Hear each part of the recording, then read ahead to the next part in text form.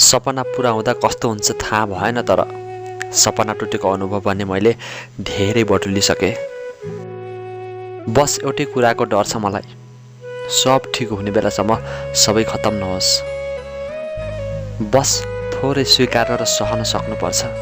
घमण्डको रङ देखाएकाहरू बेरङ्ग पनि हुन्छन्। जिन्दगी गल्दै गल्दै जान्छ अनि समय ढल्दै ढल्दै जान्छ। जसलाई धेरै विश्वास गर्यो उसले पनि छल्दै छल्दै जान्छ। पीडा त मैले पनि लुकाएको छु नि, अलिकति मनमा अनि अलिकति मुस्कानमा।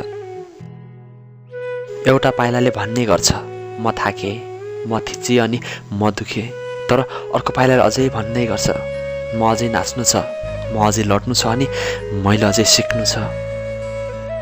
साथमा यो छ भनेर किन घमण्ड गर्छौ? मरेपछि तिम्रो आफ्नो भन्नेले नै तिमीलाई छोएको भनेर आफ्नो शरीर धुने गर्छन्। मैले जीवन जिउँदै जाँदा यति बुझेँ, आफ्नो लागि दरिलो खम्बा आफै बन्नु अनि आफ्नो लागि ताली पनि आफै बजाउने गर्नु। निकै अलमल्लमा परेको छ जिन्दगी पनि। खित्का छोडेर हाँस्न भाग्यले दिँदैन अनि डाको छोडेर रुन स्वाभिमानले। आफ्नो यात्रामा अघि बढ्न आफै बलियो बन्नुपर्छ। हरेकको साथ गन्तव्यसम्म असम्भव छ नि साथी। सोचेको थिएँ जीवनमा जे हुन्छ त्यो हेर्दै जाउँला, तर अहिले जीवनमा जे भइरहेको छ त्यो हेर्न सकिरहेको छैन।